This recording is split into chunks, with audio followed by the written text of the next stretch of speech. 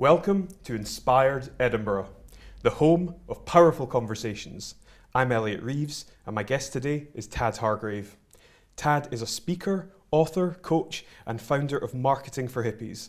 For almost a decade, you have been touring your marketing workshops around Canada and beyond, bringing refreshing and unorthodox ideas to conscious entrepreneurs and green businesses to help them grow without selling their souls. In January 2014, you launched nichingspiral.com, a website dedicated to help conscious entrepreneurs figure out the difficult yet vital question, what is my niche? You're also the co-founder of The Local Good, a hub that helps people of Edmonton live a more local and green lifestyle, and your work has featured in magazines, journals, newspapers, and nationally on the radio. Tad, it's absolutely brilliant to have you here. Welcome to the show. Thank you very much. It's a pleasure. I'm extremely grateful to have got this time with you. It was a kind of last minute thing, and thank you to Tabby Jane for hooking us up. Yeah. So, I mean, if we can start, going back to the very beginning, Sure. A bit about, I suppose, your early life growing up and kind of what that experience was like for you. The whole thing. Well, I grew up in Edmonton, Alberta. Alberta is sort of the Texas of Canada. It's a beef and oil province, and but Calgary's like Houston. Edmonton's like Austin, Texas. We're this cool government arts town, and it's a beautiful town. It's got the most green space of any city in North America, a lot of parks. Second largest fringe festival outside of Edinburgh is here. Right. And so I grew up there, went to a Waldorf sort of alternative hippie school, and then went to an arts high school, and been involved in the arts ever since with doing improv comedy and various artistic endeavors in Edmonton. So. Excellent. Yeah. So, I mean, the hippie thing. Yeah, sure. Are your parents hippies? I don't know if I would say, no, not fully hippies. I use that term pretty broadly. Uh-huh. And when I say hippies, I'm sort of using it in the colloquial. People who are into alternative things, local organic food, alternative medicine, this type of thing. Okay. Yeah. Okay, yeah. Because, I mean, obviously looking at a lot of your descriptions are around people like conscious entrepreneurs. I mean, what does that kind of mean to you, conscious entrepreneur? I don't know how much it means, honestly, but it's just because, a lot of these things end up becoming buzz terms. A lot of these terms get co-opted, and so then who knows how much they mean anymore. But I suppose I'm referring to people who are trying to do something good in the world through their business, that their business is primarily a way of doing good. They're not interested in becoming billionaires. They just want to sustain themselves while sustaining the world. So in my case, it tends to be a lot of holistic practitioners, life coaches, permaculture people, this type of thing. Yeah. I can relate a lot to what you're saying there. It's good stuff. So your career path, I mean, I understand that you kind of went from hippie marketer back to hippie. I mean, if you can give me a kind of overview as to the types of work that you've done and, perhaps the way in which that's kind of shaped how you are. So, I grew up in this sort of, Waldorf is a pretty hippie school, I would say. And I went to that, and then I ended up working for a franchise of a personal growth company in Edmonton, and that's where I learned most of my initial stuff around sales and marketing, and it was just terrible, most of it. Very high pressure, very, well, I should differentiate. I would say a lot of the sales stuff I learned was very high pressure. Some of the marketing stuff I still teach in my workshops today, but I got introduced to a lot of different schools of thought, and I noticed I wasn't sleeping very well with the kinds of ways that I was being with people. When I was 18, I drank the Kool-Aid pretty hard. I don't know if it's the way I did those tools was the way that they were intended to be done. But I just was left with this feeling of the whole thing felt gross to me. The whole thing felt, especially around the sales, felt very pushy and not respecting people. But it just seemed like that was all there was. That's what the book said to do. That's what the audio tape said to do. So I guess you just have to do it. And you try to be as nice as you can while you're doing it, but you're still trying to just fundamentally get them to say yes. Yeah. And yes, and so it took me, a decade to really properly unpack what I'd been through and how I see it differently now. So the back to hippie was after that, I was involved in doing a lot of youth environmental social justice summer camps, this type of work around the world, and learning a lot about issues. And I think I'd just been like, well, capitalism is great, and just misunderstood. Well, there's some problems to just like capitalism has got to go, but still had this interest in and fascination in, and maybe some skillfulness in marketing. And so I had a lot of friends who were some kind of green alternative business, and I wanted to help them. And marketing was a place they were really struggling. So the business came out of that. Got you. Yeah. Okay. How would you describe your stance, I suppose, kind of politically, in terms of, your views around capitalism? I know that I sort of sense they're quite strong. Yeah. But I mean, my views on politics. Well, you got to look at the etymology of the word poly, that's many, and then science, and ticks, blood-sucking parasites. So, but I mean, I would say if there's any sort of a worldview, let's say, that I feel drawn to, it would be more of a traditional indigenous earth-based worldview.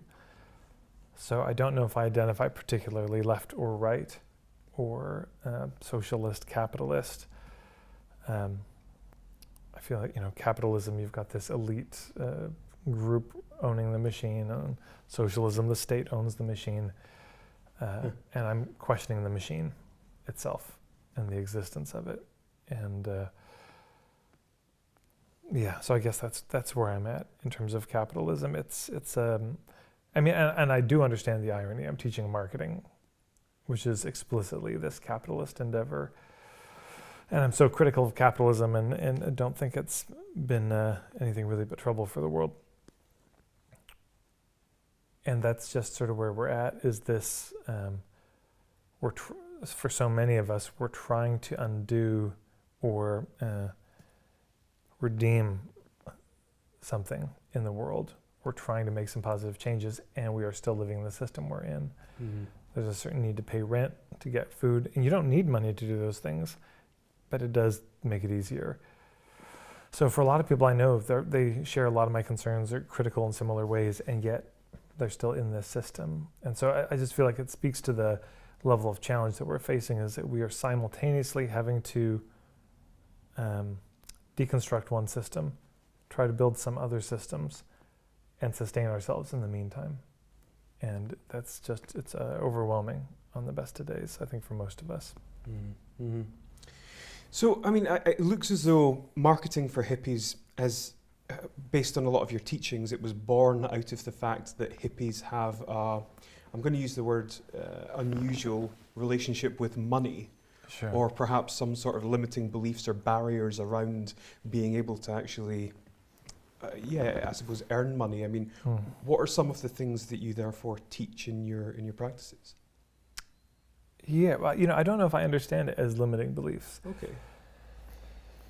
I mean, maybe that's there too, but fundamentally, what do you say to somebody who starts to get it? Who starts to understand how deeply rigged the financial system is, and is deeply spiritually, politically attuned to and critical of what's happening? The Federal Reserve, interest charged on money, the whole debt base. We can go down that rabbit hole, but it's when you start to see it, and when you start to see the concentration of money into fewer and fewer hands, you see that the way money has become this abstraction of relationships. And how do you have a healthy relationship to it? How do you, so when people come to me troubled about money, I just want to kiss their feet, thanks for being willing to question it. Thank you for having issues with it and taking issue with it.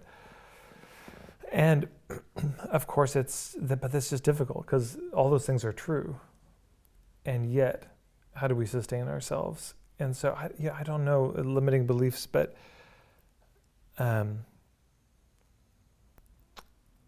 it's just the mystery of our times, or How do you sustain yourself while you're contending with the very system that's sustaining you? Mm-hmm. You are biting the hand that's feeding you because you don't like the food, but there's not a lot of other hands offering food out. And I imagine everyone comes up with a different way. I was just in Amsterdam, and just outside of it, there's this place called ADM, and they're a squat. They're, I think, one of the only, or they're certainly the biggest squat remaining, but it was basically a shipping company that had abandoned their building, and they showed up and just took it over. And so they just took over the land and they're squatting on it. That's a legitimate approach. That's just as legitimate as having a business and building an empire, of your information products. More legitimate in my mind. And so there are a lot of approaches to it, and certainly, the work that I do helping people in their marketing is not the only approach. We need people growing food. We need people, setting up co-ops and nonprofits and volunteering, all of that, more of it. So when people, I get the wondering about the is it a limiting belief, and I hear this a lot where people will come and say, well, I just, maybe it's I don't think I'm worth it. And part of the challenge, I think, is it's not that we don't think we're worth it, it's that money and our self-worth have been so tied together so that we even speak in those terms. Charge what you deserve, charge what you're worth, as if those two things have anything to do with each other. Yeah. So, it can save you a lot of years of therapy if you'll just uncouple those two. Because then pricing takes on a different hue to it. Then pricing is, okay, what are the facts of my reality? Well, I've got kids, or my rent is really expensive, or I've got a lot of debt, or health care expenses, or all these things. And here's how much I want to work. And so, you start to figure out, just based on the facts, how much you want to charge and what feels right for you. And nowhere in that conversation is, what are you worth? Because the scorpion's tail of that, it seems so compelling. It seems like such a self-esteem boosting thing. Like, don't you think you're worth it? No, you should charge more because you're worth it, because you deserve it.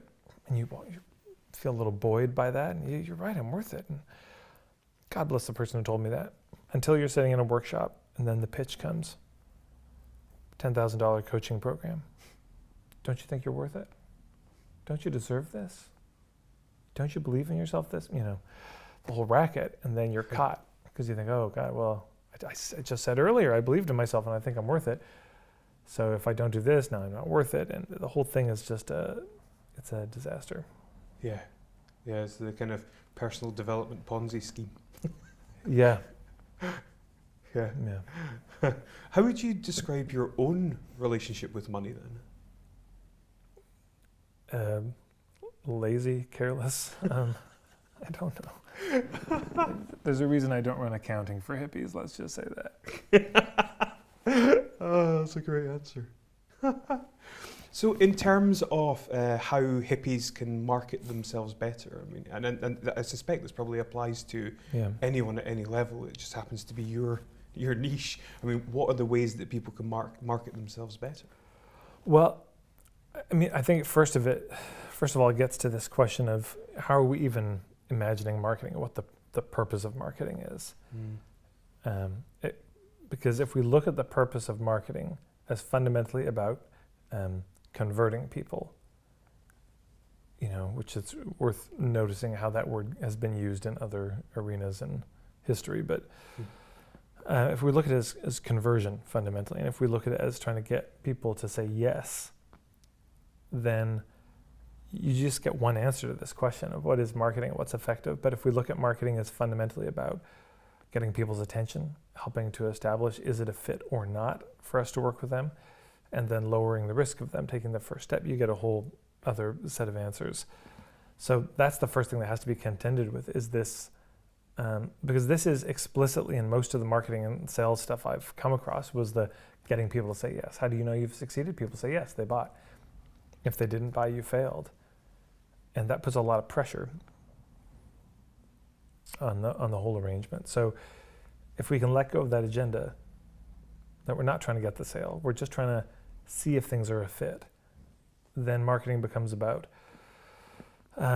or better to say, marketing asks a lot of clarity of us, of what is it that we do, what don't we do, how do we do it, how don't we do it, who is it for, who's it not for, it asks us to really clarify that before we even engage in a conversation, and not to enter the conversation already convinced that it's a fit. Because this is what I've seen so often is people, and literally are explicitly told, you walk in already sold, on the value of your product and sold that it can help them, and which it's just a terrible way to enter any interaction with anyone else already knowing where it's supposed to go. Mm. Yeah, so in terms of how then, so much of it is then you start to set up your marketing fundamentally as a filtering mechanism. Peter Drucker had the line, he said, the purpose of marketing is to make selling redundant, meaning you don't need to do the selling anymore because people just show up already ready to buy. Mm. So that's the fundamental thing. You structure it into the business, you structure it into the marketing so that nobody shows up who's not a fit. By the time they get to you, by the time they're talking to you, it's already ideally established.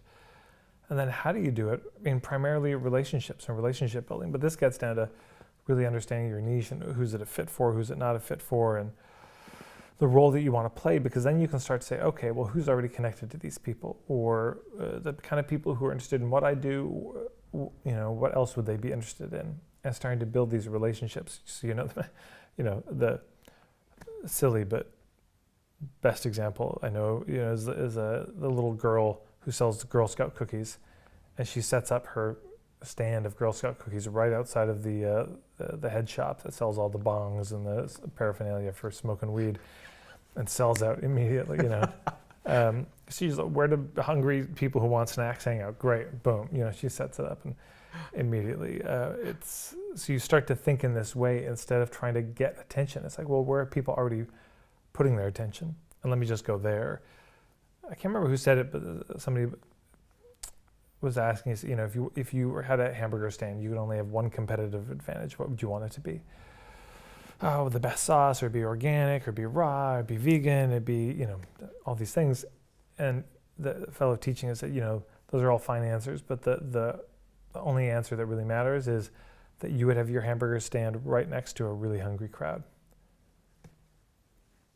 Then you're sold out, because people are hungry. That dude with the hot dog stand outside of the bars at 2 a.m. Smart man. You're drunk, you're cold. This is the greatest idea I've ever had in my life. So it's thinking about partnerships. So in this case, the hot dog stand is the bar. There's a kind of partnership here. The bar is probably glad because they're not serving food anymore, and this person, they probably stick around longer because they get to eat. Or there's a lot of complementary things that we can be doing if we start to think outside of just, there's just so much of this cold approach to marketing, meaning I do it all on my own, I approach people as strangers, they don't know me, versus being willing to have a niche, be a part of a scene, become known over time, or figure out who are some of the key people in those scenes, and those people introduce you. It just works a lot better. Mm-hmm. Mm-hmm. Yeah. So the niching spiral, which you started in 2014. I'm personally very familiar with the importance of niching. Yeah. How do people go about finding the niche for them though? Right. Well, how would you define niche? An area of a market, I guess, in simple terms. Yeah, it's a good definition. Well, the reason I ask is because the way that I think, in at least the scene that I'm in, the way that people talk about niche is synonymous with just who, as in target market. But I think the way you rendered it is much more accurate. Thank you. A niche is it's like a niche in an ecosystem. It's more something that you're located inside of. Mm-hmm. So even there's certain niches of like critters that go up to like 5 feet above the ground. Then there's this niche here, even just that way, or the niche of the predator and the prey. These are different niches in an ecosystem. And so the way the verb or the word niche comes from the French verb nicher, which means to make a nest. And the way I talk about niching is that your niche is your role in the community. Or to say it for marketing, your niche is the the role that you want to be known for in the marketplace. It's kind of the position you want to occupy, that when people think about that thing, they think about you, or when they think about you, they think about that thing. So that's sort of my understanding of what niching is, and I feel like the way we conceive of it is so important, because if people walk in thinking, oh, niche is just target market, that doesn't work all the time. There's certain restaurants, I'm sure, in Edinburgh that probably have dozens of target markets. They do a very particular thing. In Edmonton, there's a place called Nourish, and it's a superfood vegan elixir bar, one of these kind of places. But it is a particular thing. But there's the yoga crowd, there's the holistic practitioners, there's just older folks who want to eat healthier, there's a vegetarian and vegan crowd, there's people who just want to try a different kind of cuisine. There's so many different types of target markets. It's not like it's just one group of people with one problem wanting one result. And that is another way to niche. You could say, actually, my niche is going to be based on that. I only work with this group of people with this problem, with this, wanting this result. That's it. And I have multiple offers to those people, but that's the group I focus on. So I would just say fundamentally there's a kind of an artistic and entrepreneurial approach to niching. The artistic approach is, I just have these things that I make, and I can't help myself but do these things. There's that. So it's like Van Gogh makes this amazing art. It's such a particular style, though, and you either love it or you don't. And so he's not sitting at home thinking like, oh, for this one particular group, what can I make? He just can't help himself but do this. So this is, most of my clients come to me just, whether it's the healing arts or coaching or the permaculture, they just can't help themselves but do that particular thing. So then the next question has to be, if you figured out what you want to do and kind of how you want to do it, well then who would be interested? Is that necessary next step? But for other people, it's the reverse. The entrepreneurial approach is, a lot of us has friends like this, who are the serial entrepreneurs who just are always noticing unmet needs. It's like, oh man, someone can make a fortune doing this. Oh, if somebody, oh God, this is a killing to meet me, and drive themselves and everyone else crazy because they see it. They see that, oh, this could be done better, and so what they're saying is there's this group of people with a particular problem. It's like when my iPhone, luckily my battery, I had an iPhone 5 and the battery just died so fast on it. And then I heard about these, Mophie, this company that makes these juice packs. They're like, battery packs for the phone. But so that's an example of an entrepreneurial thing. It's like, my phone keeps dying so fast. I'm out at the bar and it's midnight and I'm that guy, but I plug it in behind the counter. Thank you so much, and you get tired of doing that. And so then they thought, oh, maybe we could do something. There's external batteries, or there's the packs that you can put on. That's an entrepreneurial approach. And those packs are specifically for iPhones. They're made just for that kind of phone. So it's an explicit who. Or there's a company, 12 South, that makes these really gorgeous laptop cases and different things, but just for Macs. So it's a particular group wanting a particular result or having a particular problem versus the artist who's making something. But so the entrepreneur starts with who. They think, okay, who's the group? What's the problem? What's the result? The afterthought then is, what do I make? And that's where the creative side needs to come in. But what am I going to make that's different? Or how am I going to do it with a good aesthetic or that works? And then the artist starts with the what, and then they go to the who. If they're lucky, and they start thinking, okay, well, what groups, people who are into this might also be into this, and then you start making some guesses. So there's fundamentally these two different approaches, and there's just always going to be a tension between them. I don't know, I don't have any particular advice about how to resolve it, but and of course you need both, but I just know, it does take the two. And if people only do the artistic thing, they struggle. But because part of the challenge is the artist always wants to create something new. Once the artist, they've made a fringe show, it's 5 stars, and the next year they want to do some new thing.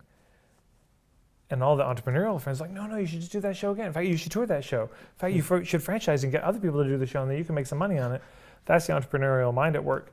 And they're like, you do it, I want to do this thing. It's like, no, but it was so good. It's so, that shtick you've got, it's really successful. I'm sure it's at the Edinburgh Fringe, but the one-man Star Wars is a show. One person does all the Star Wars films, in an hour. and very successful. And I know he tours around. I think he's franchised it too.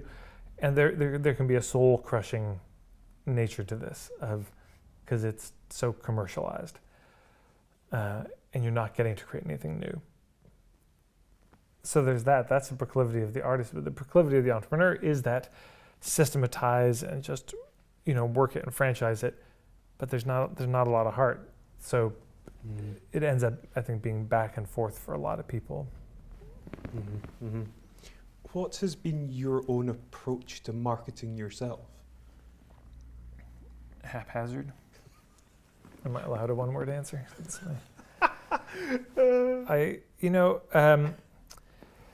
First of all, I don't particularly think I'm marketing myself. Okay.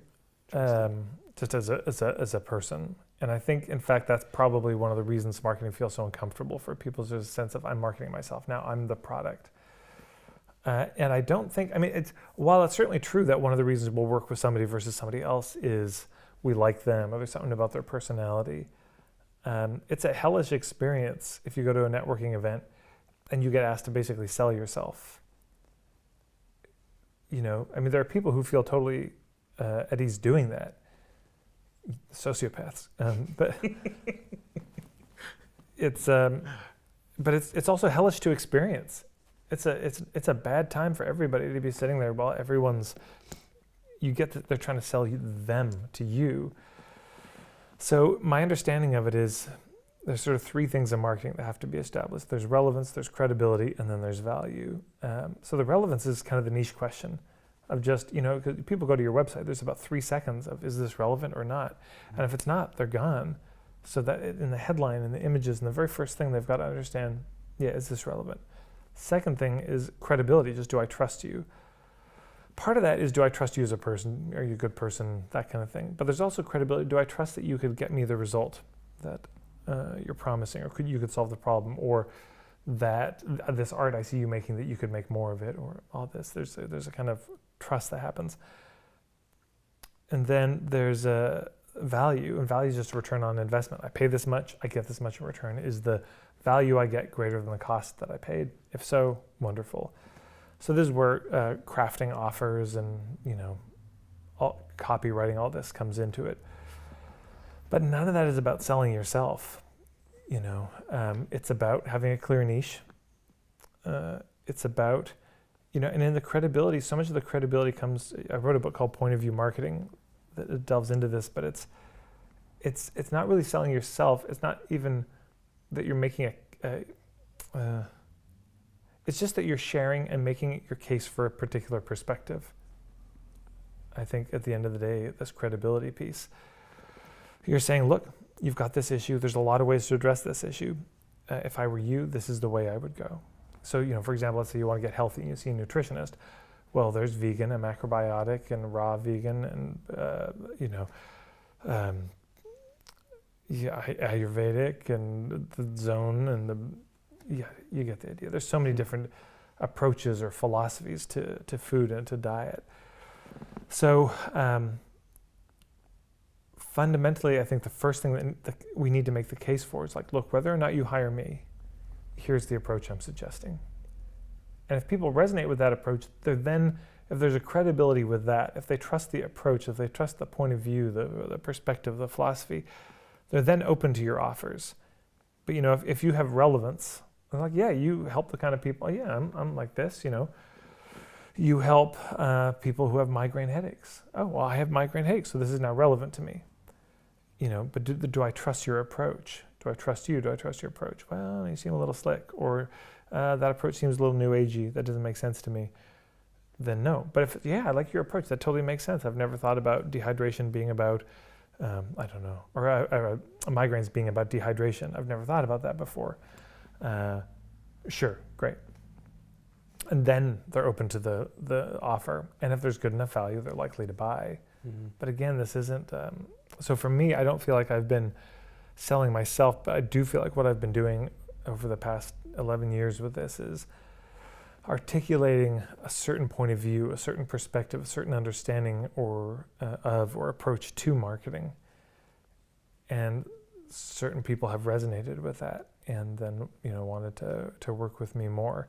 But that's all I'm doing. This is because I feel like the selling yourself is very connected to the charging what you're worth racket. Mm-hmm.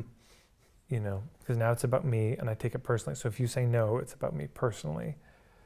I didn't do a good job enough of selling myself, or maybe I did, but I'm just not that worthwhile. So, there's a decade of self-esteem work down the drain, So. Yeah. You have a very unique way to charging for your workshops. You describe it as pay what you can. Where did this idea come from? It had its roots in, as a kid, I used to watch a lot of street performers. And that's the whole model of street performing is they show up at a festival, or sometimes just on the street, but they get a crowd, do a show, and then they get the money. So they do the whole show, and you pay after the show, and there's literally nothing in the world keeping you there to stay to the end, and nothing that's going to make you pay. You could just stand in the back, walk away, nobody would even know. So they have to be so good that you want to pay them. They have to be so good that you would actually just wait and wade through the crowd to put your $10 in their hat. And that always moved me as a kid. I was so inspired by it. It was like, what a great model. You just show up and they throw down your hat, do a show, people pay. And of course it's harder than it looks. But so there was that. But then I went to Fairfield, Iowa, and I was doing a weekend workshop. But it was just this rolling disaster of my computer had crashed. I had a desktop at the time, a month before I left. And then I was on the road for a month. I had no computer, so I wasn't able to promote it. And I'd been there the year before, and I kind of just hoped the word of mouth would fill it, but nobody had signed up for my weekend workshop by the time I got there. And I had one or two intro workshops, and one of them I had 16 people. And I said, look, I have this weekend work. I was charging $1,500, $2,000 or something for it, with a bunch of follow-up included. I said, look, I'm going to take away the follow-up. Just come. Pay me whatever you want to pay at the end. And then I had 12 people come to the weekend. I just thought, man, that was easy. That was a lot easier than me doing a whole pitch about here's the price of the program, here's why it's worth it, and making the case. And so my pitch fundamentally became, at the end of my intro workshops, just, so if you like this, there's more at the weekend. That was pay whatever you want at the end. So my business model became doing free intro workshops to these paid weekend workshops. It was easier. There's a part of it. There's altruistic, and then there's selfish reasons. The altruistic reasons are, I've been to these workshops where I paid a lot of money, and the rhetoric is so capitalist, and they're so expensive that most of my friends who are doing good things would never hear about them or know to go, or would have to go in debt to go. And some of the people who are doing some of the best work in the world that inherently has smaller profit margins, it just didn't seem right that they don't know about these things or can't afford it. So this is a way of, like street performing brings art that is normally just the province of the elite, and at these theaters you have to pay, or corporate events, bringing it to the street, to the people, so everyone gets to enjoy it. And there's an immense democracy in that. And so there's that. The selfish reasons are, it's just so much easier for me. I don't have to hustle so hard. I just, the word spreads better, I think, because it's easier for somebody to say, come to this workshop, it's pay what you can, then come to this workshop, it's $2,000. So the amount of time and effort that I save, and the goodwill that gets engendered, which creates more word of mouth, for me it makes sense. And I do the weekend workshops, pay what you can, but it's $300 an hour for coaching if it's just one shot, and then it's flat rate for the products and flat rate for online programs. So and I know other people who do the pay what you can on their online products, or pay what you can online programs, or there's a lot of different models. But it just feels really good for me, because I feel like also puts the burden on me to do a good workshop. And if it's not good, I get paid less. And that's proper. That's as it should be. I find it quite fascinating because I don't know, how do you detach yourself from the expectation? So to give an example, if 10 people show up, Yeah. there's a £15 deposit, so you're £150. Yeah. If you expect that the value of the workshop is £120, Right. and ergo you should get say £1,200 at the end of it, how are you not disappointed when you get 200?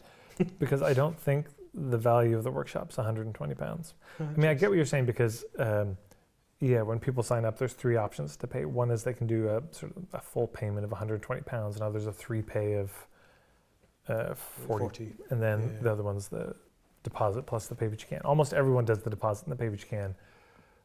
I've had a few people do the full pay or the 3 pay. But so, if I'm charging £120, I'm not saying, well, that's what it's worth. But I'm not really.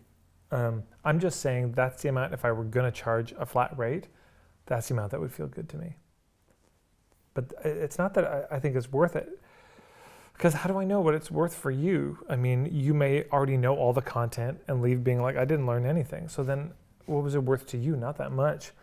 But it might be your first thing in marketing, or it might be that you've gone through all this slick, gross marketing stuff, and this is the thing that liberates you, and it's worth 10 times more than that for you, or, and so, there's that. And then there's just people's financial realities. So for somebody, 120 pounds is just nothing. They don't even notice it. And for another person, that would be, they couldn't pay rent and come to my workshop. So, I mean, how do we even equate these things? So to me, price is,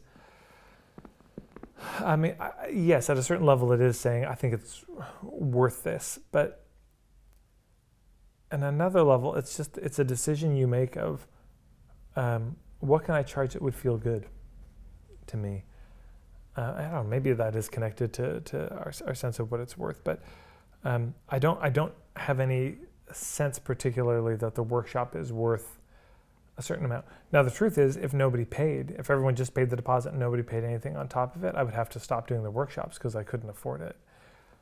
Or if for whatever reason, everyone starts doing page, it kind of gets old or something, and then people are just giving me like £10 each at the end, I would have to stop doing it too. If I just started to notice, that's how it is now, I probably wouldn't, because it's not sustaining me.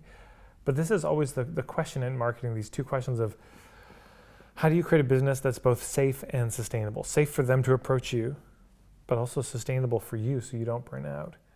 And so Pay What You Can, for me, has done both.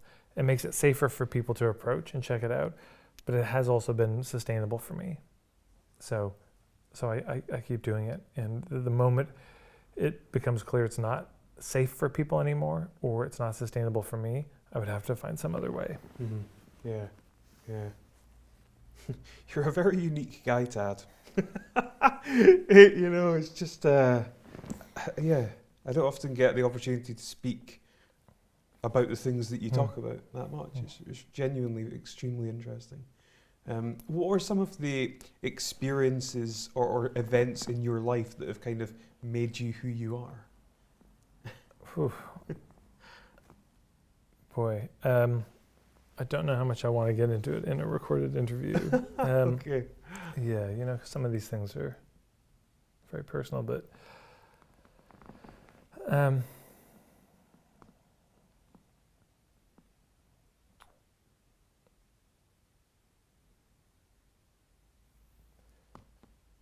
let me speak to it this way.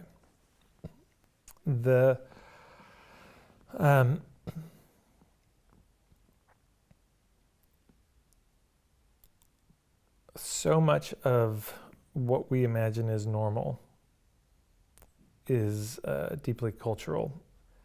That the culture we grow up in is a product of a certain time and place. And one of the thumbprints of the modern culture that we're in, and I'll say particularly in North America, I don't know how it is here, but there's a deep sense that it's always been like this. It's like this everywhere. It'll always be like this. that people have always lived in, let's say, nuclear families, or in all cultures they're terrified of dying, or kids were always sent to school, etc. And of course we know it's not true, but it becomes such a normal thing. And it becomes not something we see anymore. We sort of see from these assumptions about the world. And I am, as much as anybody, a product of this culture. So that, is where my fascination and interest lies these days, because this culture is also destroying the planet. This culture is, you just need to go on Facebook for half an hour to be critically depressed for the rest of the day. With everything, the oceans, the acidification of the oceans, the global climate change, the daily exploits of the tiny-handed, orange-skinned one in the White House. The loss of topsoil. I could go on. That's what this culture is doing. And, and so we're all affected by that. We're all a product of that. And I think what it's asking of us is to learn the culture that we're in, and to learn it as a result of, as the bloom of something, that it didn't come out of nowhere and that it hasn't always been here. Because it's because otherwise we get so stymied with, well, what do we do about it? That's like, well, what's the it? What is this it that we're so convinced we understand? And I don't think we do. So the question you ask, I'm not meaning to be difficult about it, but it's I think this is the question that all of us should be asking, and maybe I would just inflect it this way. The question is, what events, maybe have shaped your life? I would submit that most of the events that have shaped our lives happened a long time before we were born. Did not happen in our lifetime. So for me in North America, I would say my life has been more shaped, whatever events I could point to in my life, things that have happened. At least equally, my life has been shaped, if not more so, by the Highland clearances that had so many of my ancestors end up in North America, or people of Irish descent, the potato famine, or this migration from Europe to what's now North America.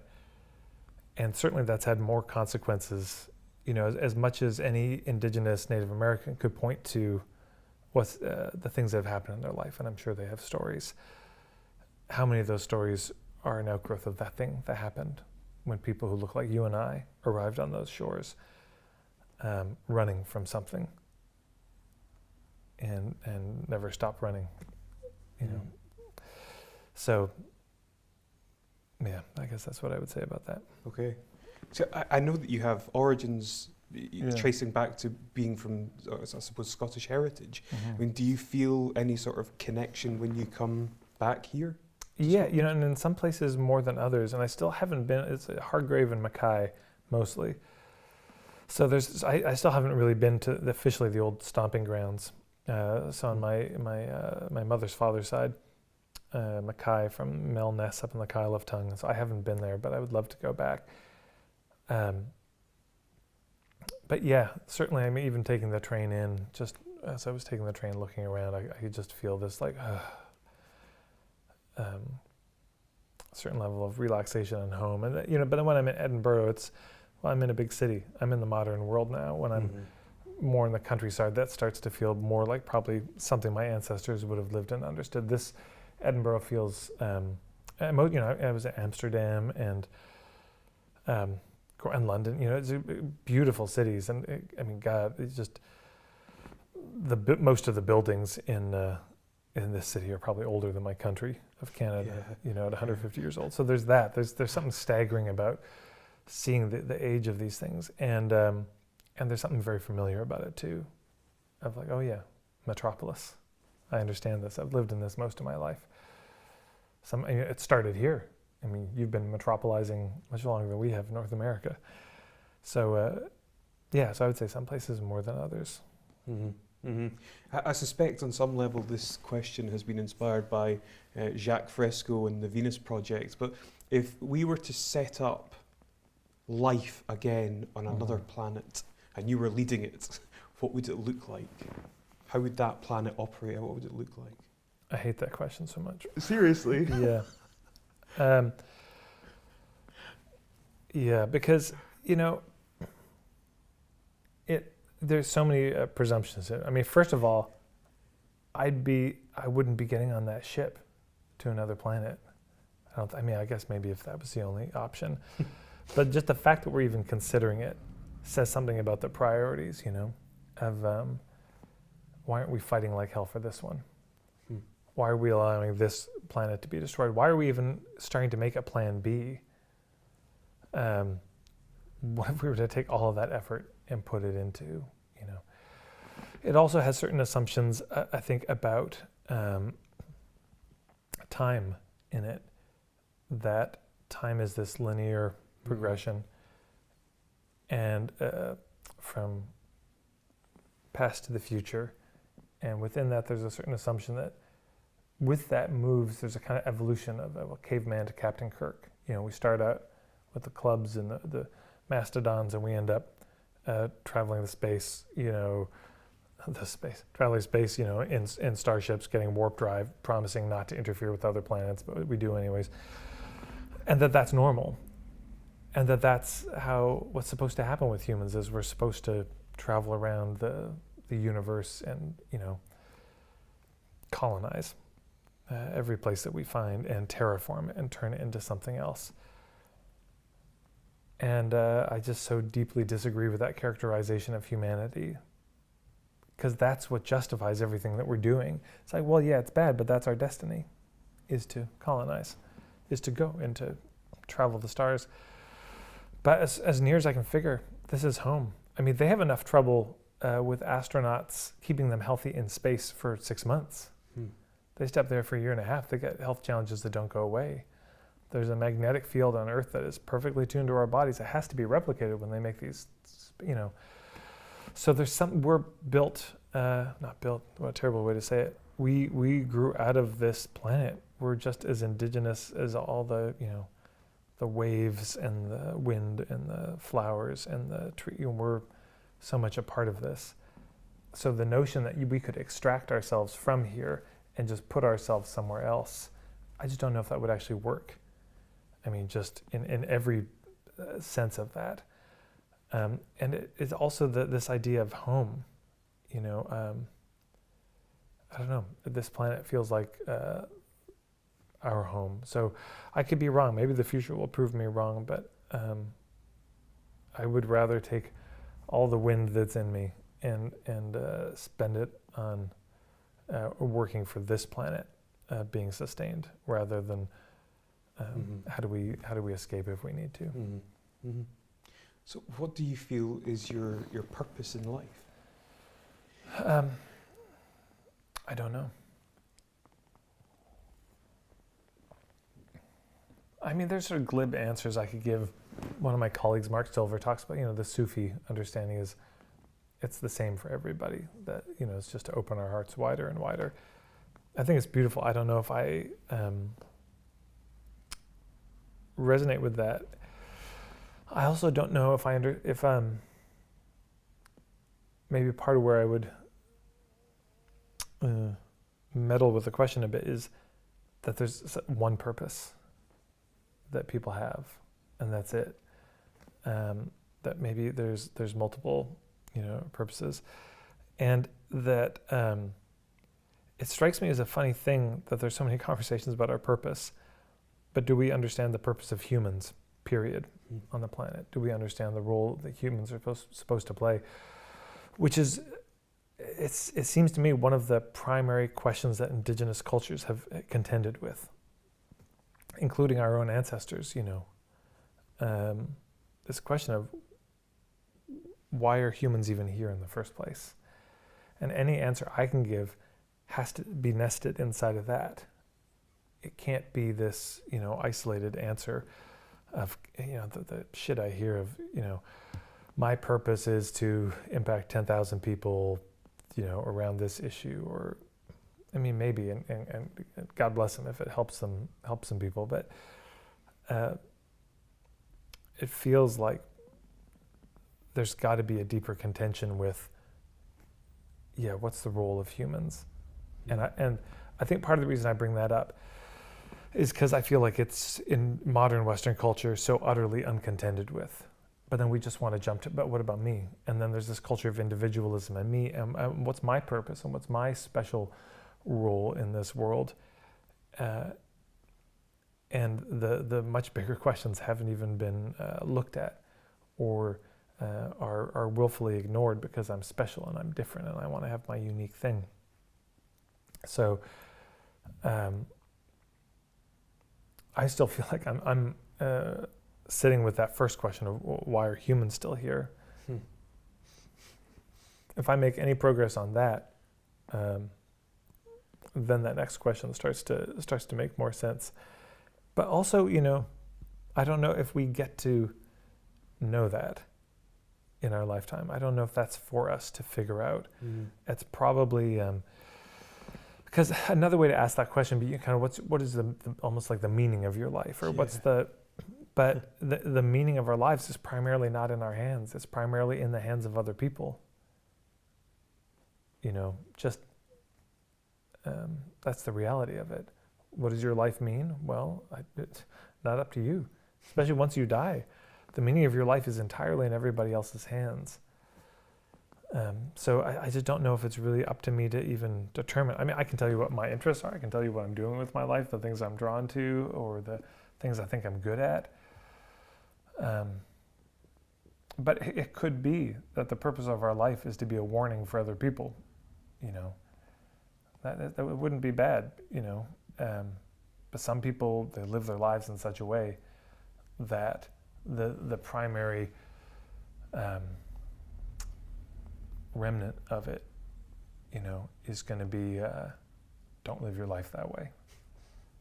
So that may end up being the purpose of somebody's life, is to serve as that kind of a warning. And but yeah, so I'm sure most of our lives are a bit of both. But so yeah, that's a long way of saying I don't know, and I don't know if it's my business to know. Yeah, it's fascinating. This is, I suppose, along the same lines. What would you like your legacy to be? Well, so if you look at the word legacy, the etymology of it has to do. You can see the same roots as legal in there, yeah. And there's a word, I don't know if it's legate or legate, but it would be an envoy from the Pope on official Pope business. And so the word has these roots in somebody being an envoy, a messenger, being entrusted with some sort of mission from somebody else. So and part of there's a connection around contracts or agreements like this. I suspect, though I haven't really dug into it yet, that the LEG in legacy is probably connected with LIG, because the letters E and I tend to get swapped often in Indo-European things. And there you get words like obligation, or align, which has an LIG, or a ligament, So it's a way of understanding something that is tethering you or binding you to something or somebody else. That's bringing things into a temporary alignment that normally wouldn't have been in an alignment. But so when I think about legacy and where that word comes from, this question, what would you like it to be? That question subverts the nature of it. That you don't determine what it is. If a legacy has its origins in we're entrusting you with some sort of a job or a task or a mission, you don't. If you're the legate or legate or whatever, you don't go to the Pope and say, "Hey, Pope, here's what I'd like my mission to be." Probably the Pope probably tells you, with all the issues of the church that there might be, that the Pope might say, I see who you are, and I see your gifts in a certain area, and there's some need in the world, and I think you would be the best for this. And that's maybe a very modern day or a modern Western version of the function of an elder, that the elders in a community would, part of their job would be to know you and to know your heart better than you know it, because they've been through so much, and they're watching you your whole life, and they see what you're drawn to, they see what you're good at. And the storytellers, as they're telling the stories in their village, they would see what parts of the story you like. Oh yeah, whenever I talk about hunting, this one lights up. Whenever I talk about making beautiful things, this one lights. So it's not pushing you in a direction you wouldn't want to go necessarily, but it's that they would give you jobs that would help further your own growth and expansion into becoming a useful human being in the village. And of course, you probably have ideas and you think they're stupid, and why are they giving you this job, and what a ridiculous thing anyways. And who would want that kind of a mission from them? But they're, often wily. There's often other things that they're doing when they're asking you to do this. There's certain things that maybe you're being set up for defeat, and they know you're going to be defeated. But the point of it is that you do get defeated, so that you kind of learn some humility. We hear all these stories about, Mr. Miyagi, the Karate Kid, and all this. So it's so again with the legacy, I don't think it's our business, but we live in a culture of such it's such an atomized culture where we've been reduced to individuals. Mm-hmm. We've had village life, which in Scotland existed until very recently, clan life. You had that gets fractured down to the nuclear family. Even then, that has begun to utterly fall apart now, mostly single parent families. And then the life of the individual, and then that's moved to the inner life of the individual. So now our life is just about as big as a yoga mat, and it's or meditation cushion, and it's all this inner life of which we are supposed to be sovereign and totally in control. And that is, now we're in this world of archetypes and inner. And I think one way to understand it could be that when the architecture of village life falls apart, what you're left with is archetypes. That's the remnant of it. And that's what we need to start rebuilding. And part of that architecture that needs to be rebuilt is the function of elders in community. Not as I'm not saying as authoritarian, but as a fundamental source of protection and nourishment and guidance. But we live in the modern culture will not stand the presence of elders. We put them in homes because we can't be bothered to take care of them, or change our life enough to have them. But there's that. But there's also when folks with some wisdom start to speak up, there's cries of ageism and who are you to tell me, and I'm sovereign over my own life. And that sovereignty it's the freedom of the modern world, and it looks like freedom, but it feels like loneliness. It's a kind of everybody on their own, everybody having to figure out the cosmology of the universe on their own, instead of it being inherited.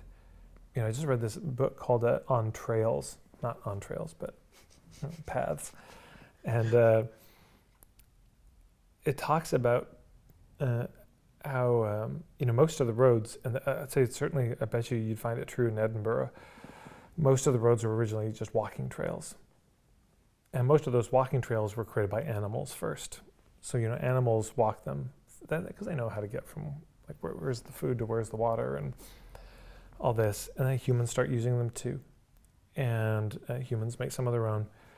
Those get turned into roads, etc. But part of the function of a trail is that it's a sort of externalized memory. So you don't have to remember, how do I get there again? Which way was it? You just follow this trail. And that the trail was left behind by the footprints of the ones who came before you. And the more you use a trail, the more sort of trailish it becomes, the deeper it goes into the ground. And so, ceremonies are like this. Ceremonies are a kind of orchestrated memory that get passed on.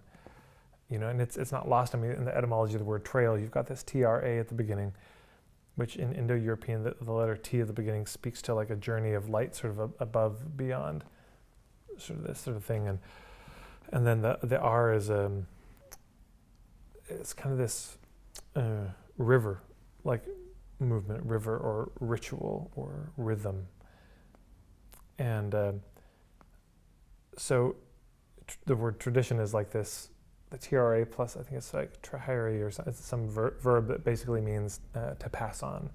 So tradition is this passing something on to the generations to come after you that you won't even see.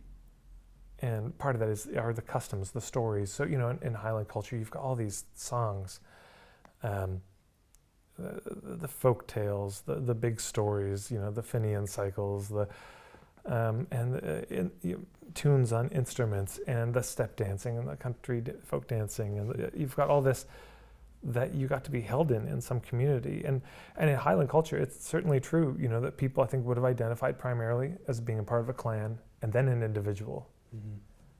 But you start with that, and you such a source of pride to be a part of the clan that you're. I mean, depending, which clan at which time, but such a source of pride to be a part of those people, and to be held in the woven basket of that was made by everyone who went before you. So. So I guess I'm just sort of bemoaning out loud the individualism that we live with that gives rise to questions like, what's your purpose? What do you want your legacy to be? Because, there's certain tribes like the Dagara people in Africa that when you're born, there's tribes in Native Americans where when women are of age and being initiated, their wombs are being sung into by older women, praying for ones to come. And the Dagara people in Africa, when a woman is pregnant at a certain time, the medicine man would come down and he started to interview the baby in the womb and that would be answered through the mother's voice. But just, who are you? Why you come? What are you bringing for us? What are your gifts? And then they'd be paying attention to your whole life. So this question of like, what's your purpose? It would just be unheard of for you to have to figure that out on your own. Mm-hmm. You'd be informed. You'd just be guided along it. It wouldn't be and so here's your purpose. Maybe there'd be a naming moment where they give you a name that really speaks to that. But that would be not crafting it. It wouldn't be, what do you think your purpose is? You figure it out of nothing. It would be, we see you. We see the gifts that you have. And so we're giving you this name as an acknowledgement of what we see. So naming had such a profound consequence. But so the tragedy of our time, it's not that we don't know what our purpose is, though that's tragic. The tragedy is that we're left to figure it out on our own. Mm-hmm. Mm-hmm. What an incredible answer. I'm just thinking how might one facilitate that in the modern technological age? Because I can see how that can be applied and how it works. Well, in a tribal culture. Yeah, and I would just say that question probably be better if you take the word how off the beginning. Do we do that in a modern technological age? Yeah. That's a question worth considering. Yeah. What's the best piece of advice you've ever received? Not to answer questions about what the best piece of advice I've ever received. I don't know. Well, and I suppose that the intention of the question is maybe there'd be something that I learned in my life that might be useful for some of the people watching. And so, but I would just say this, the only thing I can speak from is my own life in my corner of the world, and that's it. So I genuinely don't know if I would want to put anything out with the assumption that it has some generic utilitarian transplantable use from my life to somebody else's life. For example, I'm a white man living in North America. What might be useful or true for me may not be true for a queer woman of color living just where I live.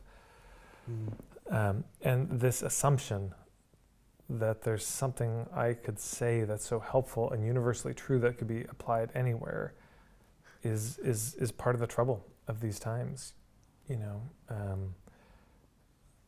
This is at the heart of a lot of conversion. We've got this thing and it's the truth and it's useful and you should do it, and so I feel like maybe I might have some things to say to people who are like me in certain ways, or have certain lived experience, and certainly in the context I am in. But and just with all courtesy, my ancestors come from here, but I'm it's been a few generations back, and I'm so new here. So it would be just improper of me to even suggest that I've got some advice that might just be generically useful here in some place that I don't really know yet or understand. So with all courtesy, I just can't. It's probably not proper for me to answer that question. Wow, okay. It's very telling of a person, the way in which the question lands.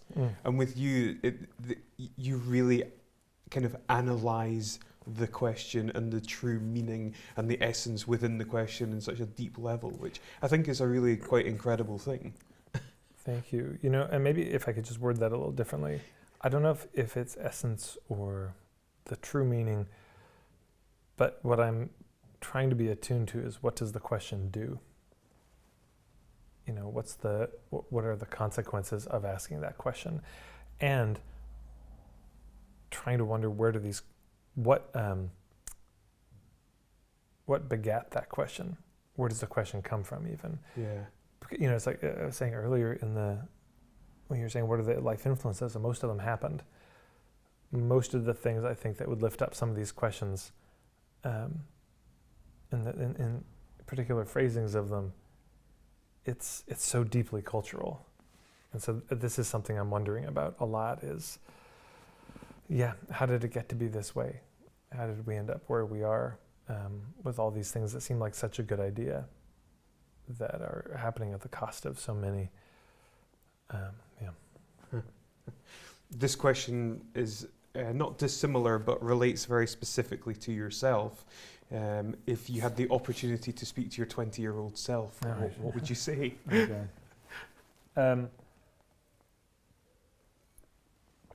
I think about this a lot. It's a good question to wonder about, I think, for most of us. And it's something I do talk about in the work. I'll often ask people a similar thing. If you could go back and only say 2 words to your 20-year-old self, what would you say? Most people have a pretty clear answer. The beauty of this is that, when I work with people around their niche, it can take a long time to figure out your niche, but it's not always true, but often true. Your deepest wounds are often a doorway to your truest niche. The places you've struggled the most and had to overcome are often a place that you've got something to say from some actual place of experience, some actual credibility, some, let's say you went through childhood abuse and you recover from it, and you've built a beautiful life and you've really overcome the trauma and healed it, and there's been healing even with you and the people who hurt you and all this, and then and then you meet somebody, or somebody meets you, but they've got a choice of, do I work with you, you've experienced this, you've gone through it, or this person who did their PhD on it but has never gone through it. Who do you choose? And even though this person has a PhD and they've researched and they've interviewed all these people, I think most people would choose the person who's actually been through it. It's like, okay, you didn't just read National Geographic magazines, you went to the country and you lived there and you were a part of those people, and you're not a tourist in this place, you're indigenous to this experience, you're native to that place. So it's it's a beautiful question, because it's our wounds, I think, often I don't know the architecture of it. I don't know if there's a meaning. I don't know if they happen. Do we choose this all before we're born? That's just way above my pay grade. And it does seem to be true that, it's funny. I was just, a friend of mine is struggling right now. And just before you picked me up, I was writing him because he's in a psych ward right now and just having a really hard time. And dealing with a lot of the, I'm a monster, I'm the worst person, I'm, all the shame. And I was just trying to lift up to him. It's like, you're not the worst person, first of all. But just all these stories of people, former, racists, for example, who now are trying to get people out of the skinhead game and the immense regret or remorse they have for what they did. And not that, we would want to say we're glad that they went through it. And yet there's something redemptive about what they're doing with what they experienced. So whether it's ways we've been hurt or whether ways we've hurt others, there's such a beauty when that gets redeemed, when that gets taken. And, there's the etymology of the word mess. My friend Day pointed out where he said, he has this great website, morningaltars.com, and he takes just things from nature and he makes these beautiful, not mandalas, but kind of symmetrical designs, and they're just some of the most incredible things. And he was making it one day, and he had this discard pile where all the stuff he wasn't using, and it just kind of piling. It looks like, it's such a mess. But then he realized, all of my supplies for tomorrow's, they come from this pile, from this mess. And he got curious about the etymology, and he looked it up, and it relates to food. And so like a mess hall, mess kit in the army, I think it probably comes from this root missus, which was like a soupy, watery broth. So if you ate it, probably very messy, but it's also food for you. And so that the messes in our life, if approached properly, actually end up feeding us and can feed the community. So anyways, just all that to say, I love the question. And so for myself, God, I don't know how interesting my personal life is, but if I were to,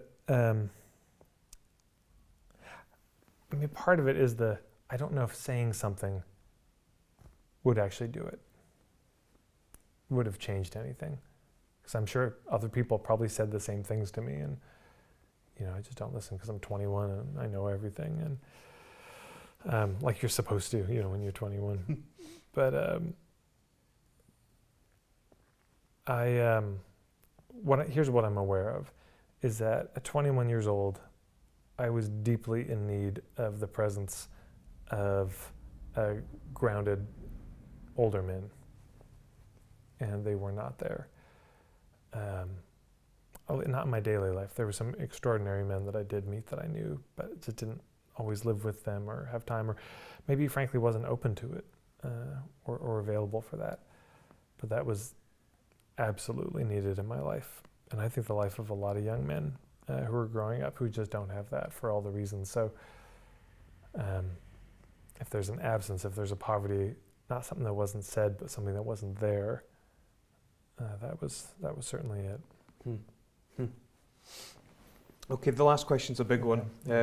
I suspect, given the trend, you may find a way to critique the question in and of itself. But if you can appreciate the sentiment, sure, okay. and answer it in such a way, that would be great. If you had the opportunity to change anything in the world, what would it be and why?